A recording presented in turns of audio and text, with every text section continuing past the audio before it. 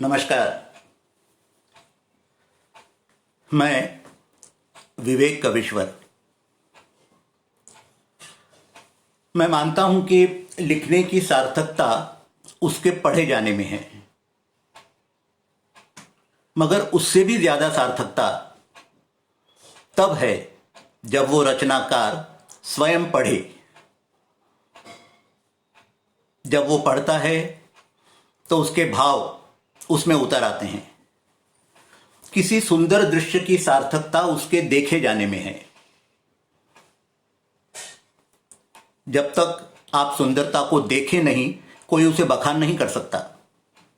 अगर कोई सुंदर स्त्री या सुंदर लड़की पूरा श्रृंगार करके किसी निर्जन में से गुजरती है जहां उसे कोई नहीं देखता, तो उसका श्रृंगार, उसका सौंदर्य फिजूल है। इसी तरह समझाने से बातें समझी नहीं जा सकती। एक बार एक अंधे ने पूछा, खीर क्या चीज है? खीर। अब लोग उसे समझा रहे हैं। खीर बगुले जैसी सफेद होती है। अब वो पूछता है, सफेद क्या होता है? उसे बताया गया वो बिल्कुल बगुले जैसी होती है। बगुला क्या होता है? बगुला वो होता है जिसकी गर्दन ऐसे होती है। अब अंधे ने पूरा हाथ फिराया उस पे और कहा, अच्छा, खीर टेढ़ी होती है। यह है देखने में और समझाने में फर्क। बहुत बहुत धन्यवाद मेरी कलम से कल। अब इसी तरह कविता या गजल की पूर्ण सार्थकता उसके सुने जाने में है। शब्द तब तक निर्जीव होते हैं जब तक उनके साथ कवि के भाव ना जुड़े। जहां तक मैं समझता हूं, जब आप किसी चीज को पढ़ते हैं तो उसके शरीर को अनुभवते हैं, उसके तन को अनुभवते हैं, लेकिन जब आप उसको उस रचनाकार के मुंह से सुनते हैं तो आप उसके आत्मा को महसूस करते हैं। मैं एक कदम और आगे जाऊंगा। श्रोताओं का प्रतिसाद, उनकी प्रतिक्रिया, उनके कमेंट्स। लिखने का साइकिल तभी पूरा होता है जब लिखने वाला लिखे, उसे पढ़े, श्रोता सुने और अपनी प्रतिक्रिया दें। आज मुझे वही मौका मिला है आपसे रूबरू होने का। आप सबका बहुत बहुत धन्यवाद। वेद गोयल जी जुड़े हैं, संतोष जी जुड़े हैं, सदानंद जी जुड़े हैं। शुक्रिया आपका। मैं मेरी कलम से का बहुत बहुत शुक्रगुजार हूं। राजकुमार जी का बहुत बहुत शुक्रगुजार हूं जिन्होंने मुझे मौका दिया आपसे रूबरू होने का। सोनिया जी का बहुत बहुत शुक्रगुजार हूं जिन्होंने मुझे इस पटल से मिलवाया। पहले मैं आपको अपने बारे में बता दूं। मैं विवेक कविश्वर। जो मन में आता है लिखता हूं। मैं जानता हूं कि लिखने में नियम बहुत आवश्यक होते हैं, जरूरी होते हैं, लेकिन अगर मुझसे कहा जाए नियम या भावनाएं, तो मैं भावनाओं को ज्यादा पहल दूंगा। इसीलिए मुझ पर कई बार बेबहर होने का आरोप भी लगता है। जो गजलों के बड़े बड़े गजलकार हैं, गजल गो हैं, वो अक्सर मुझसे कहते हैं कि मेरी कई गजलें बहर में नहीं होती। लेकिन मैं उनको एक ही जवाब देता हूं, मैं नहीं जानता वो ठीक है या गलत है। इल्जाम मुझ पे है कि मैं बहर में नहीं हूं। इल्जाम मुझ पे है कि मैं बहर में नहीं हूं। अरे मौज में लिखता हूं फिर मैं बेबहर सही। मौज में लिखता हूं फिर मैं बेबहर सही। अब इसी लिखने लिखाने में 10 पुस्तकें भी बन गईं। कविता, गीत, दोहे, नाटक, गजल, कथाएं। अब लगभग इतनी ही साझा पुस्तकें भी प्रकाशित हो गईं। इसके अलावा मैं रंगमंच से जुड़ा हूं, वॉइस ओवर करता हूं, यानी लीक से हटकर जो कुछ भी है वो सब करता हूं। मगर दिल रमता है लिखने में, और विशेषकर काव्य लिखने में। कवि कल्पना में जीते हैं, कल्पना से जीते हैं। कल्पना में हर भाव का अनुभव करते हैं। सुख, दुख, मिलन और वियोग। उनका प्रेम, उनकी कल्पना, उनकी अनुभूति, अभिव्यक्ति सब कुछ अद्भुत होती है। जब अपनी प्रेमिका, नितांत काल्पनिक प्रेमिका को देखिए वो किस तरह से शब्दों में उतारते हैं, सुंदरता देखिए।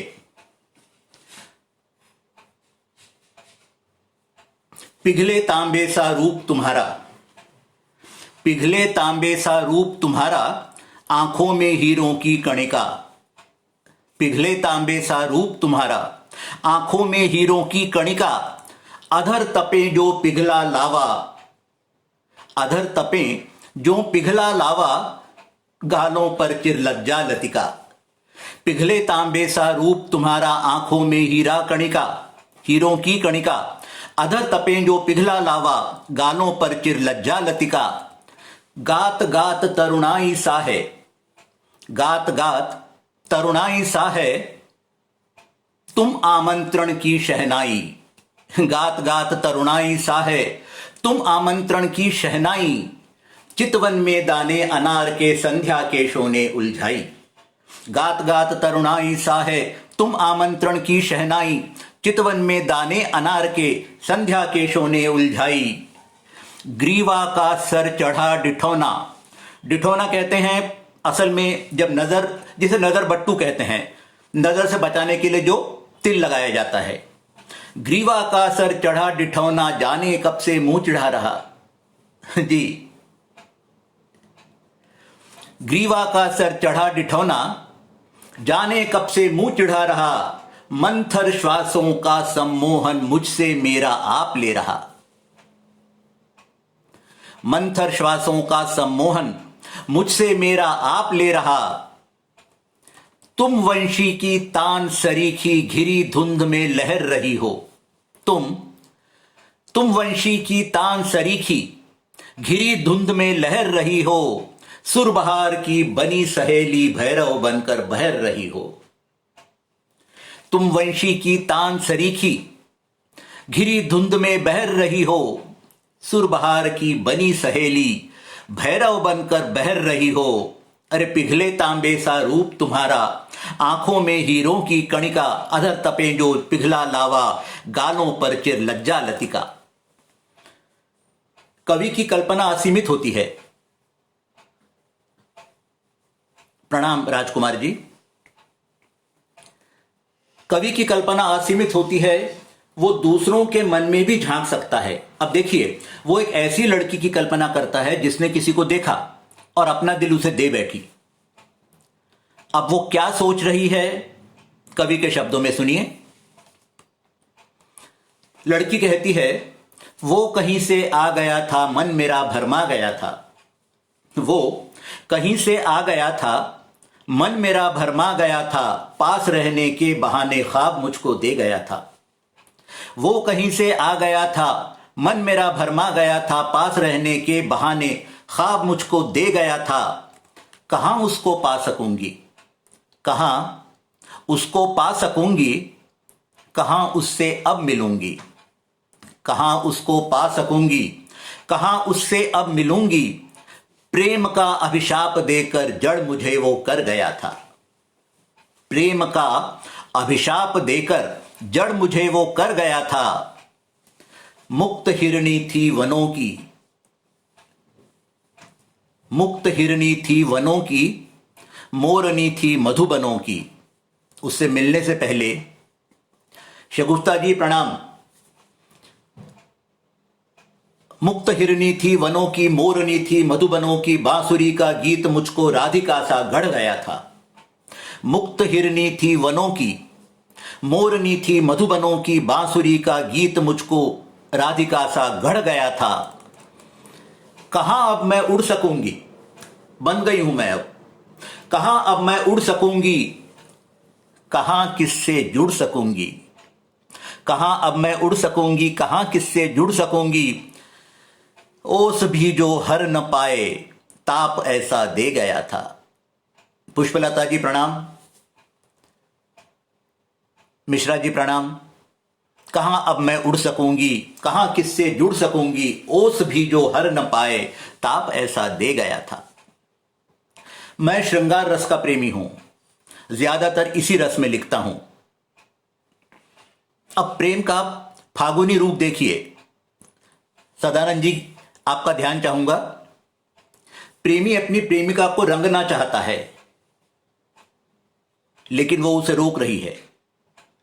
इस पर प्रेमी उसे कहता है, ये कैसा इसरार तुम्हारा, ये कैसा इसरार, ये कैसा इसरार तुम्हारा, ये कैसा इसरार, बिन रंगे तुमको मैं जी लूं होली का त्योहार। ये कैसा इसरार तुम्हारा, ये कैसा इसरार, बिन रंगे तुमको मैं जी लूं होली का त्योहार। सखीरी ये कैसा इसरार, फागुन माह जगाए तन में कांटों की भरमार, फागुन माह जगाए तन में कांटों की भरमार, सांस धोकनी गला रही तन दोधारी तलवार। फागुन माह जगाए तन में कांटों की भरमार, सांस धोकनी गला रही तन दोधारी तलवार। ऐसे में सन्यासी जीवन लगता है निस्सार, ऐसे में सन्यासी जीवन लगता है निस्सार। अभी अभी नव किसलय ने अंगड़ाई लेना सीखा है, अभी अभी नव किसलय ने अंगड़ाई लेना सीखा है। मन मधुकर दुष्यंत सरीखा शकुंतला पर रीझा है। अभी अभी नव किसलय ने अंगड़ाई लेना सीखा है। मन मधुकर दुष्यंत सरीखा शकुंतला पर रीझा है। मेघदूत बन मेघों के कैसे पहुंचे उस पार, मेघदूत बन मेघों के कैसे पहुंचे उस पार। सखीरी ये कैसा इसहार। अब आखिरी बंध है इसका। प्रेमी देखता है उसकी सखी तो पहले से रंगी हुई है। वो पूछता है, रंगी हुई तुम पहले से ही ये किसकी सौगात, रंगी हुई तुम पहले से ही ये किसकी सौगात। अरे किसके मौन इशारे से यूं बंध गए तेरे हाथ, कौन रोक रहा है तुझे। रंगी हुई तुम पहले से ही ये किसकी सौगात, किसके मौन इशारे से यूं बन गए तेरे हाथ। स्फटिक आवरण के सम्मुख तो हीरा भी बेकार, स्फटिक जिसे क्रिस्टल कहते हैं, जो सबसे कठोर चीज मानी जाती है। स्फटिक आवरण के सम्मुख तो हीरा भी बेकार। वो किसका आवरण तेरे पे चढ़ा है कि मैं भी कुछ नहीं कर सकता। रंगी हुई तुम पहले से ही ये किसकी सौगात, किसके मौन इशारे से यूं बन गए तेरे हाथ। स्फटिक आवरण के सम्मुख तो हीरा भी बेकार। सखीरी ये कैसा इसरार, सखीरी ये कैसा इसरार।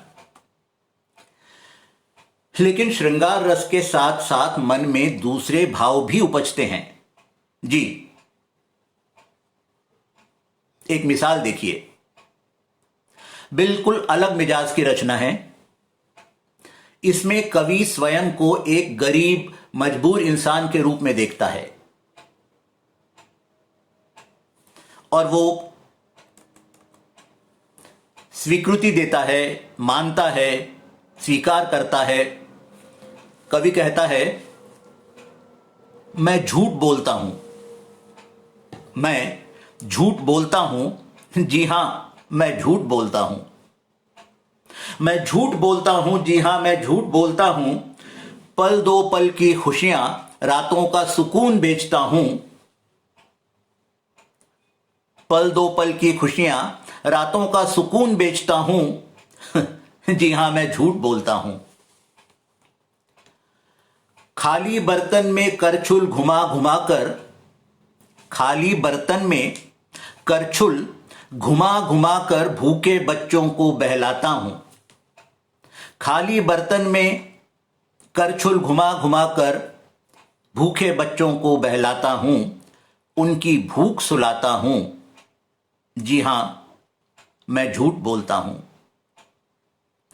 भूखे बच्चों को बहलाता हूं, उनकी भूख सुलाता हूं, जी हां मैं झूठ बोलता हूं।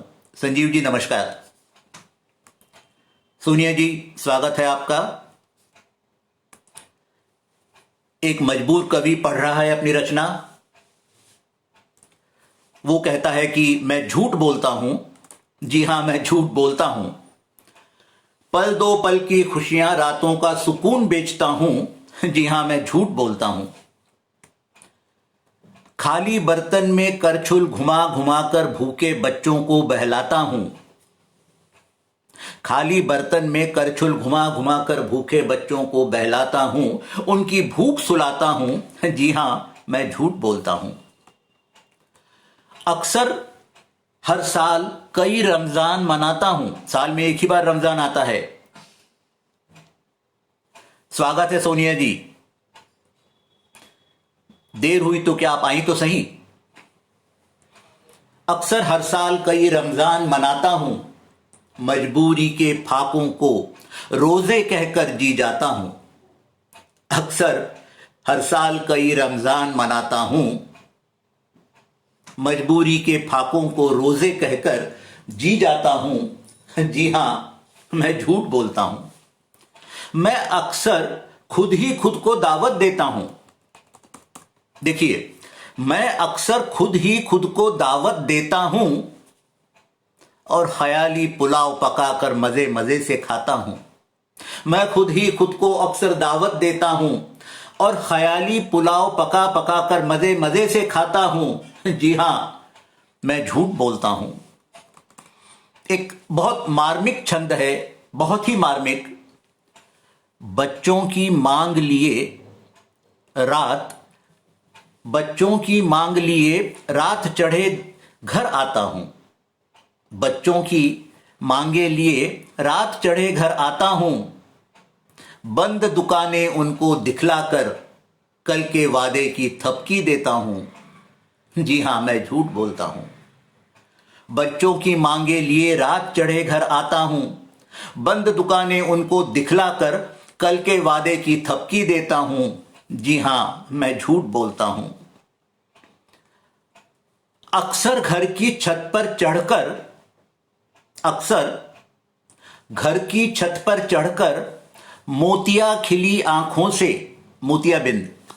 अक्सर घर की छत पर चढ़कर मोतिया खिली आंखों से अच्छा समय देख लेता हूं। आजकल अच्छे दिनों की बात होती है। अक्सर घर की छत पर चढ़कर मोतिया खिली आंखों से अच्छा समय देख लेता हूं और घर भर को भी दिखलाता हूं। जी हां, मैं झूठ बोलता हूं। अक्सर मैं झूठ बोलता हूं। जी हां, मैं झूठ बोलता हूं। अब अटल मुरादाबादी जी, धन्यवाद। अब आजकल के हालात पर कुछ। मेरा इशारा आतंक के आकाओं की तरफ है। ये वो लोग हैं जो हर काम में डर ढूंढते हैं, वहम ढूंढते हैं। किसी का भी काम हो रहा हो उसे रोकना ही उनकी फितरत है।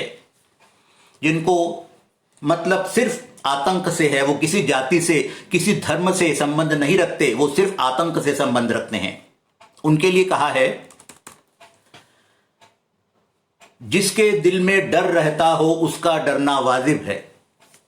जिसके दिल में डर रहता हो उसका डरना वाजिब है। हैवान बसा जिसके दिल में उसका डरना वाजिब है। जिसके दिल में डर रहता हो उसका डरना वाजिब है। हैवान बसा जिसके दिल में उसका डरना वाजिब है। अरे जिसने सिर तुमको बिठलाया, जिसने सिर पर तुम्हें बिठाया, चले उसी को कंधा देने। संजीव जी, ध्यान चाहूंगा आपका। जिसने सिर पर तुम्हें बिठाया, चले उसी को कंधा देने। जिसने ताज तुम्हें पहनाया, चले उसी का गला काटने। जिसने सिर पर तुम्हें बिठाया, चले उसी को कंधा देने। जिसने ताज तुम्हें पहनाया, चले उसी का गला काटने। बैठे हो जिसकी डाली पर पेड़, वही तुम काट रहे हो। बैठे हो जिसकी डाली पर पेड़, वही तुम काट रहे हो। अरे कैसे भाई हो, भाई से अपने घर को बांट रहे हो। बैठे हो जिसकी डाली पर पेड़, वही तुम काट रहे हो। कैसे भाई हो, अपने भाई से अपने घर को बांट रहे हो। फूलों की बगिया में बैठे और गुलाब से डर खाते हो। क्या मजेदार बात है। फूलों की बगिया में बैठे और गुलाब से डर खाते हो। अल्लाह के कैसे बंदे हो, राम भक्त से भय खाते हो। फूलों की बगिया में बैठे और गुलाब से डर खाते हो। अल्लाह के कैसे बंदे हो, राम भक्त से भय खाते हो। दूध पिया था जिस मां का, अब मांस उसी का नोच रहे हो। दूध पिया था जिस मां का, अब मांस उसी का नोच रहे हो। अपनों के तुम हो ना पाए, गैरों की ही सोच रहे हो। दूध पिया था जिस मां का, मांस उसी का नोच रहे हो। अपनों के तुम हो ना पाए, गैरों की ही सोच रहे हो। चेहरे से ही गिद्ध नहीं हो, अरे चेहरे से ही गिद्ध नहीं है हो, दिल में उसको पाल रहे हो। दूध पिया था जिस मां का, तुम मांस उसी का नोच रहे हो। चेहरे से ही गिद्ध नहीं हो, दिल में उसको पाल रहे हो। आइए अब बात करते हैं थोड़ा मूड बदलते हुए शगुन पंछी की। शगुन पंछी एक काल्पनिक पंछी है। शुक्रिया सोनिया जी। शगुन पंछी ये शब्द अक्सर गांवों में प्रयुक्त होता है। नितांत काल्पनिक पंछी है और पक्षियों के साथ अक्सर कई शगुन अपशगुन जुड़े होते हैं। अगर कोई पक्षी ऐसे बैठे तो इसका मतलब ये है, वैसे बैठे तो उसका मतलब ये है, और इसी को लेके शगुन पंछी एक शब्द प्रचलित हो गया है। कविता है, बोला था शगुन पंछी कल रात को। बोला था शगुन पंछी कल रात को, डोला था शगुन पंछी। बोला था शगुन पंछी कल रात को, डोला था शगुन पंछी। घुंघराली अलकें थी, सांझ ढली पलकें थी। घुंघराली अलकें थी, सांझ ढली पलकें थी। चहका था शगुन पंछी कल रात को। घुंघराली अलकें थी, सांझ ढली पलकें थी। चहका था शगुन पंछी कल रात को, बोला था शगुन पंछी। युग बीते वो गुलाब बन आया था आंगन। युग बीते वो गुलाब बन आया था आंगन। गंध लिए उतरा था, स्पर्श बना मन भावन। गंध लिए उतरा था, स्पर्श बना मन भावन। चिहुका था शगुन पंछी कल आंगन में, बोला था शगुन पंछी। चिहुका था शगुन पंछी कल आंगन में, बोला था शगुन पंछी। अल्हड़ थे चंचल थे नयन झरे स्वप्न सभी।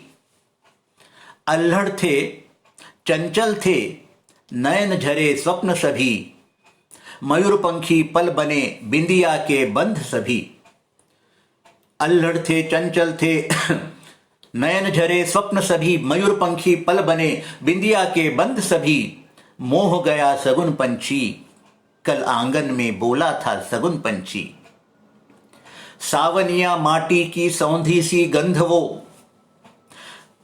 सावनिया माटी की सौंधी सी गंध वो। हथेली पर बैठी तितली सा स्वच्छंद वो। सावनिया माटी की सौंधी सी गंध वो। हथेली पर बैठी तितली सा स्वच्छंद वो। लौट आया शगुन पंछी कल आंगन में, बोला था शगुन पंछी। डोला था शगुन पंछी कल आंगन में, बोला था शगुन पंछी। संजीव जी धन्यवाद, सोनिया जी बहुत बहुत शुक्रिया। आइए लौटते हैं फिर श्रृंगार की तरफ। मैं तो श्रृंगार रस का ही प्रेमी हूं, घूम फिर के वहीं लौटूंगा। एक शेर मूड बदलने के लिए। वो यूं शर्माए गोया कि सब जान गए हैं। वो यूं शर्माए गोया कि सब जान गए हैं। फिर अनजान हो के पूछा, क्या कहा तुमने। वो यूं शर्माए गोया के सब जान गए हैं। फिर अनजान हो के पूछा, क्या कहा तुमने। इसके साथ ही पेश है एक प्रणय गीत। अब देखिए प्रणय के रंग। मैंने जिस दृश्य को प्रस्तुत करने की कोशिश की है, आप भी उसे देखने की कोशिश कीजिए। इस श्रृंगार गीत के भाव बहुत उत्कटता से भरे हैं, या हम कह सकते हैं कि बहुत शिद्दत से प्रकट हुए हैं। गीत प्रस्तुत है। मृदुल वर्ण सघन पाश सावन की रात। मृदुल वर्ण मतलब जिसका रंग गोरा हो, हल्का हो, साफ हो। एक सुंदरी की कल्पना है, गोरे रंग की सुंदरी है। मृदुल वर्ण सघन पाश, लेकिन उसकी पकड़ बहुत गहरी है। मृदुल वर्ण सघन पाश सावन की रात, उत्कट तरंग मदमाते अंग नयनों की पुकार सावन की रात। मृदुल वर्ण सघन पाश सावन की रात, उत्कट तरंग मदमाते अंग नयनों की पुकार सावन की रात। मेघा बरसे स्वप्न धुलेरे, मेघा बरसे स्वप्न धुलेरे, स्मृतियों के कोशों से पल पल। मेघा बरसे स्वप्न धुलेरे, स्मृतियों के कोशों से पल पल।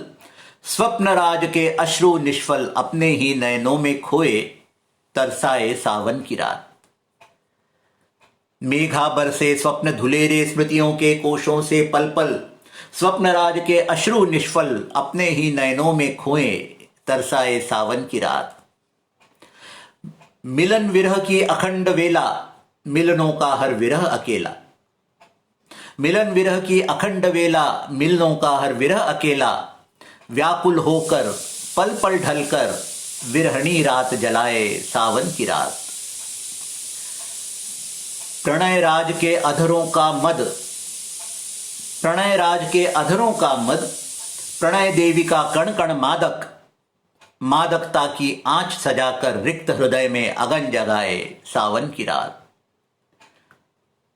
मादकता की आंच सजाकर रिक्त हृदय में अगन जगाए सावन की रात। इसी मूड के साथ आगे बढ़ते हुए एक छोटे बहर की गजल, बहुत हल्की फुल्की गुदगुदाती हुई। इत्ती सी थी बड़ी हो गई, जी इत्ती सी थी बड़ी हो गई, अरे अब तो तू एक फुलझड़ी हो गई। इत्ती सी थी बड़ी हो गई, अब तू एक फुलझड़ी हो गई। खिलती अद्भुत हंसी निराली, खिलती अद्भुत हंसी निराली, अब सावन की झड़ी हो गई। इत्ती सी थी बड़ी हो गई, अब तू एक फुलझड़ी हो गई। खिलती अद्भुत हंसी निराली, अब सावन की झड़ी हो गई। धन्यवाद सदानंद जी। सपनों की दुनिया से निकली, सपनों की दुनिया से निकली, पल भर में ही बड़ी हो गई। अब सावन की झड़ी हो गई। सपनों की दुनिया से निकली, पल भर में ही बड़ी हो गई। तेरी शरारत बालापन की, बहुत खूबसूरत शेर है। तेरी शरारत बालापन की, यौवन में नक चढ़ी हो गई। सपनों की दुनिया से निकली, पल भर में ही बड़ी हो गई। तेरी शरारत बालापन की, यौवन में नक चढ़ी हो गई। अरे एक बात रसीले आमों की, एक बात रसीले आमों की, कैरी सी सिर चढ़ी हो गई। बचपन के रसीले आम, लेकिन यौवन में भाती है कैरी। एक बात रसीले आमों की, कैरी सी सिर चढ़ी हो गई। लिखा और का पढ़ते पढ़ते, एक किताब अनपढ़ी हो गई। तेरी शरारत बालापन की, यौवन में नक चढ़ी हो गई। एक बात रसीले आमों की, कैरी सी सिर चढ़ी हो गई। लिखा और का पढ़ते पढ़ते, एक किताब अनपढ़ी हो गई। इत्ती सी थी बड़ी हो गई, अब तो तू फुलझड़ी हो गई।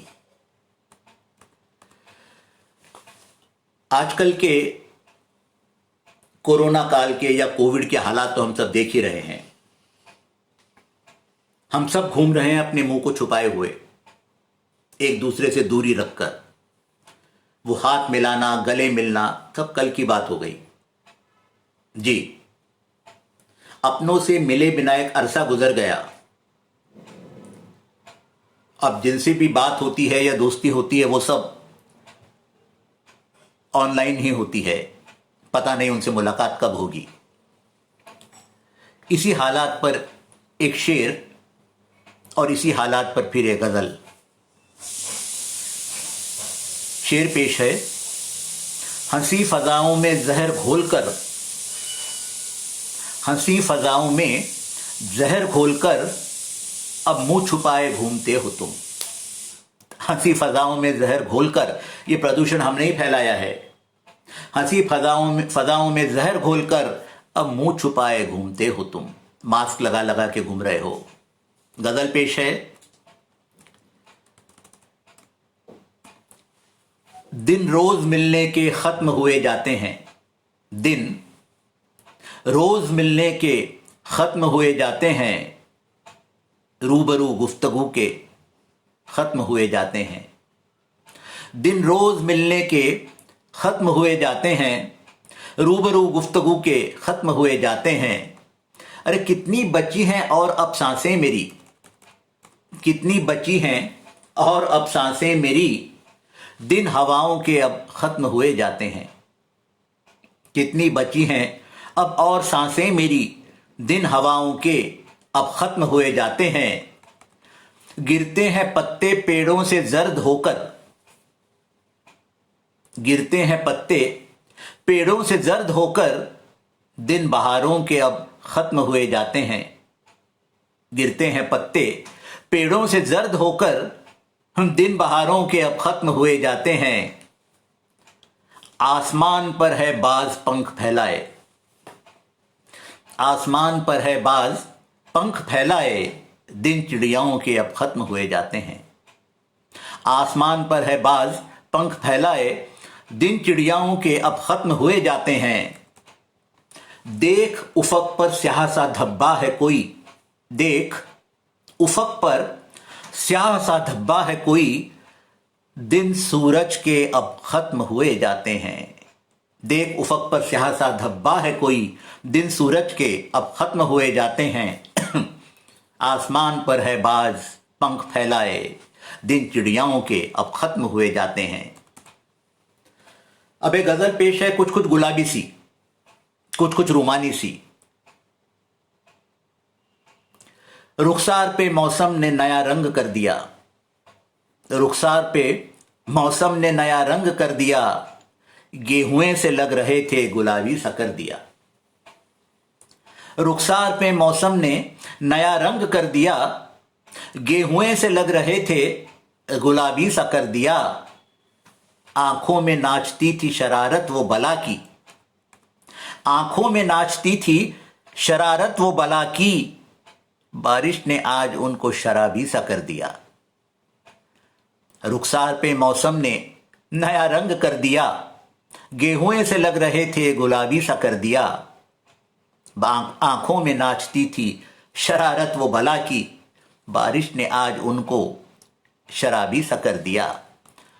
और 14वीं के चांद ने आसमां से उतरकर, खूबसूरती देखिए, वो क्या हुस्न होगा जिसके लिए 14वीं का चांद आकाश से उतर आया। 14वीं के चांद ने आसमां से उतरकर, 14वीं के चांद ने आसमां से उतरकर, चेहरे को चूम कर महताबी सा कर दिया। 14वीं के चांद ने आसमां से उतरकर, चेहरे को चूम कर महताबी सा कर दिया। इजहार इश्क कर दिया मुझसे भी पहले, मैं क्या था, कुछ भी नहीं था और तुम सब कुछ थी, उसके बावजूद इजहार इश्क कर दिया मुझसे भी पहले, इजहार इश्क कर दिया मुझसे भी पहले। अरे मामूली थी शख्सियत नवाबी सा कर दिया। इजहार इश्क कर दिया मुझसे भी पहले, मामूली थी शख्सियत नवाबी सा कर दिया। सैलाब जज्बातों के उमड़ते थे इस तरफ, सैलाब जज्बातों के उमड़ते थे इस तरफ, चेहरे को तूने फिर किताबी सा कर दिया। इजहार इश्क कर दिया मुझसे भी पहले, मामूली थी शख्सियत नवाबी सा कर दिया। सैलाब जज्बातों के उमड़ते थे इस तरफ, चेहरे को तूने फिर किताबी सा कर दिया। अब कौन पढ़े तुझको, चेहरे को तूने फिर किताबी सा कर दिया। एक गजल पेश है कुछ कुछ मेरी उम्र से मेल खाती हुई। जी, वैसे तो शायरों की उम्र कभी नापी नहीं जा सकती, लेकिन फिर भी मैं कहूंगा मेरी उम्र से मेल खाती हुई गजल पेश है। एक शेर याद आ रहा है, हूक उठी है दिल में किसी के देखे से, हूक उठी है दिल में किसी के देखे से ये गुजरी जवानी है या पुराना प्यार है। जी, ये गुजरी जवानी है या पुराना प्यार है। पेश है गजल। बंदिशें तोड़ने को जी चाहता है, बंदिशें तोड़ने को जी चाहता है, उससे मिलने को जी चाहता है। बंदिशें तोड़ने को जी चाहता है, उससे मिलने को जी चाहता है। भले गहरा गई है उम्र यारों, भले गहरा गई है उम्र यारों, शरारत किए को जी चाहता है। बंदिशें तोड़ने को जी चाहता है, उससे मिलने को जी चाहता है। भले गहरा गई है उम्र यारों, शरारत किए को जी चाहता है।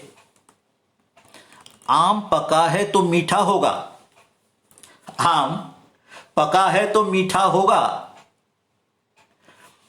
आम पका है तो मीठा होगा, अरे पेश होने को जी चाहता है। आम पका है तो मीठा होगा, पेश होने को जी चाहता है। ना मुरादों ने किया कैद मुझको, ना मुरादों ने किया कैद मुझको, हर आजादी को जी चाहता है। आम पका है तो मीठा होगा, पेश होने को जी चाहता है। ना मुरादों ने कैद किया मुझको, हर आजादी को जी चाहता है। आखिरी शेर है, बहुत ही खूबसूरत शेर है, सीधा मुझसे वाबस्ता है।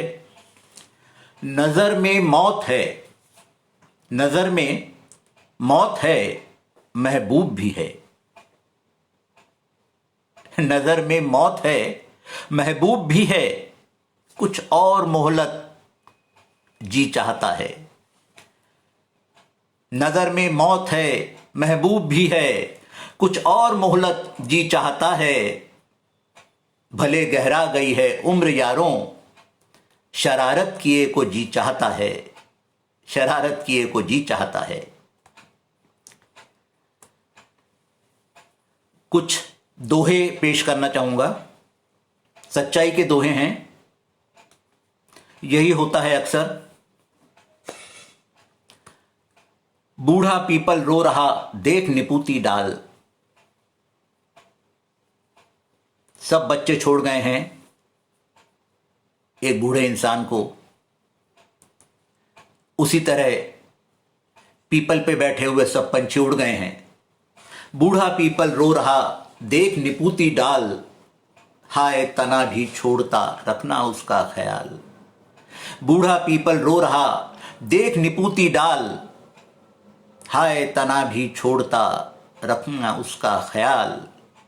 बैरागी लो मन हुआ चला घाट की ओर, वही आखिरी घाट। बैरागी लो मन हुआ चला घाट की ओर, भर पाया संसार से जिसका ओर न छोर। बैरागी लो मन हुआ चला घाट की ओर, भर पाया संसार से जिसका ओर न छोर। चिता जली तो राख में सिमटी मानव देह,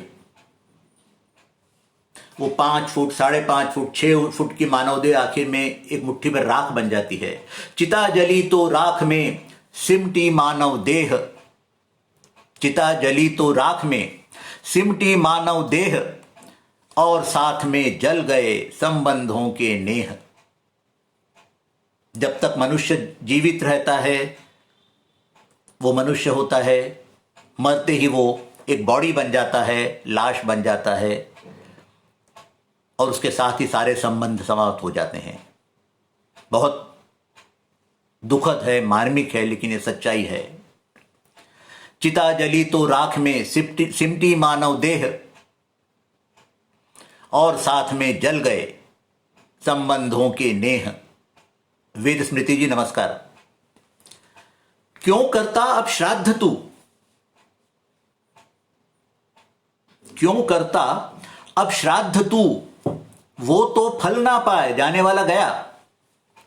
क्यों करता अब श्राद्ध तू, वो तो फल ना पाए, अरे जीते जी सुख ना दिया तर्पण नाहक जाए।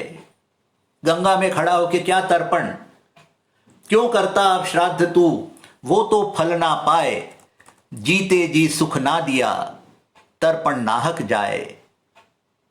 हार डालता चित्र पर पकवानों का भोग, हार डालता चित्र पर पकवानों का भोग, जीते जी कुछ ना दिया, जीवन भर था जोग।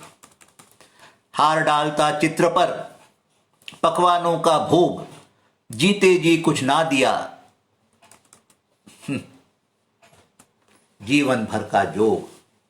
जिसे जीवन भर रूखी सूखी तक नहीं मिली, मरने के बाद उसके चित्र के सामने पकवान रखे जाते हैं, उसको हार डाला जाता है, वो उसके किस काम का।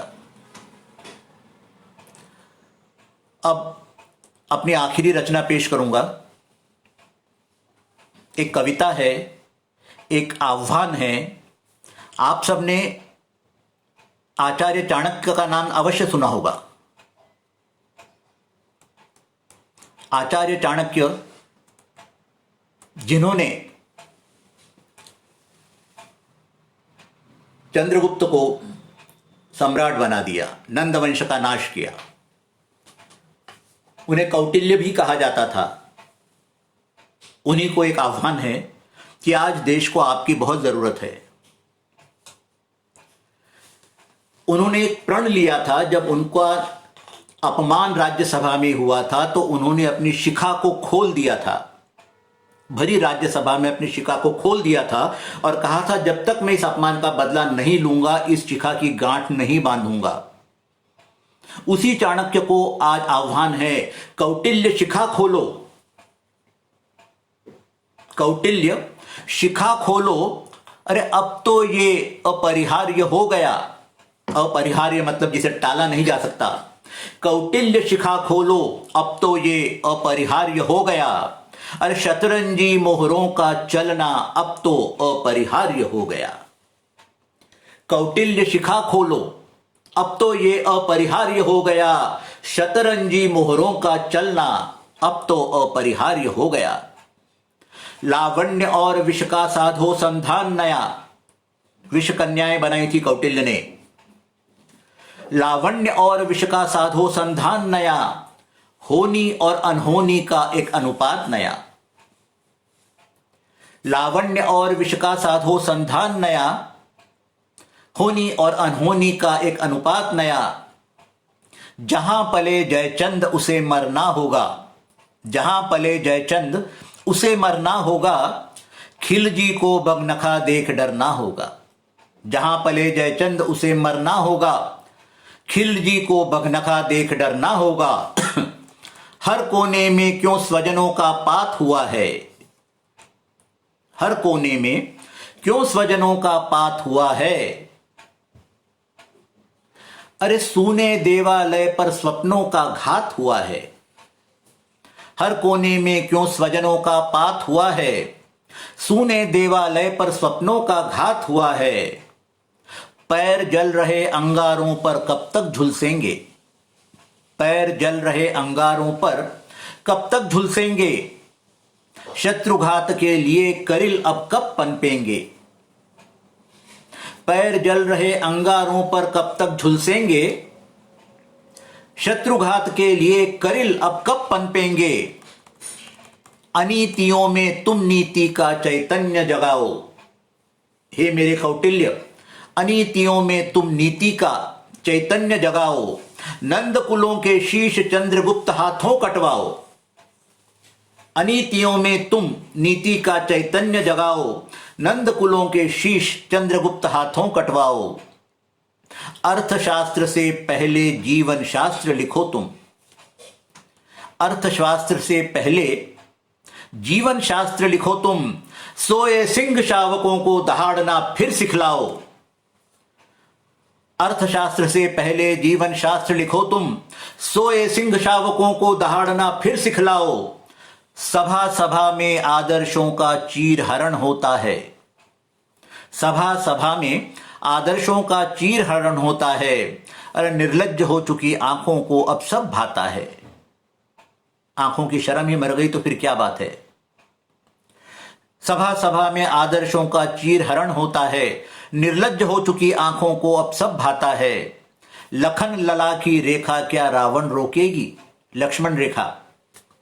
लखन लला की रेखा क्या रावण रोकेगी, लाक्षागृह का सत्य पांडवों को समझाओ। सभा सभा में आदर्शों का चीरहरण होता है, निर्लज्ज हो चुकी आंखों को अब सब भाता है। लखन लला की रेखा क्या रावण रोकेगी, लाक्षागृह का सत्य पांडवों को समझाओ। कौटिल्य शिखा खोलो, अब तो ये अपरिहार्य हो गया। आज का काव्य पाठ मैं यहां खत्म करता हूं एक शेर के साथ। बहुत अच्छा लगता है शेर मुझे। अना, अना मतलब आत्मसम्मान। अना भीगी जो इश्क में फना हो गई।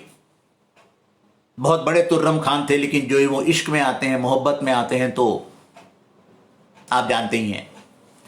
अना भीगी जो इश्क में फना हो गई, दुश्मने जां थी अब जाने जां हो गई। अना भीगी जो इश्क में फना हो गई, दुश्मने जां थी अब जाने जां हो गई। एक छोटा सा शेर और। कमाल तिल का, तिल मतलब वो तिल जिसे हम खाते हैं, और वो भी तिल जो गाल पर होता है सुंदरियों के। कमाल तिल का संग गुड़ के गजक हो गया। जी, कमाल तिल का संग गुड़ के गजक हो गया, उतरा जो गाल पर। कमाल तिल का संग गुड़ के गजक हो गया, और उतरा जो गाल पर सुभान अल्लाह गजब हो गया। उतरा जो गाल पर सुभान अल्लाह गजब हो गया। बस मैं आपसे इजाजत चाहूंगा। बहुत बहुत धन्यवाद मुझे सुनने के लिए। आपके कमेंट्स मुझे मिले हैं, सबको मैं पढ़ नहीं सका, लेकिन इस कार्यक्रम के बाद मैं जरूर पढ़ूंगा एक एक कमेंट। बहुत बहुत शुक्रिया राजकुमार जी, आपने मुझे मेरे कलम से पटल पर आने का न्योता दिया और यह अवसर प्रदान किया जिससे मैं अपने श्रोताओं से मिल सकूं। यहां मैं सोनिया जी का भी नाम लेना चाहूंगा। सोनिया जी जिन्होंने मुझे इस पटल से जोड़ा, बहुत बहुत शुक्रिया आप सबका, सभी श्रोताओं का। इंशाअल्लाह फिर मुलाकात होगी और भगवान ऐसा योग जरूर बनाएगा। बहुत बहुत धन्यवाद। नमस्कार, शब खैर।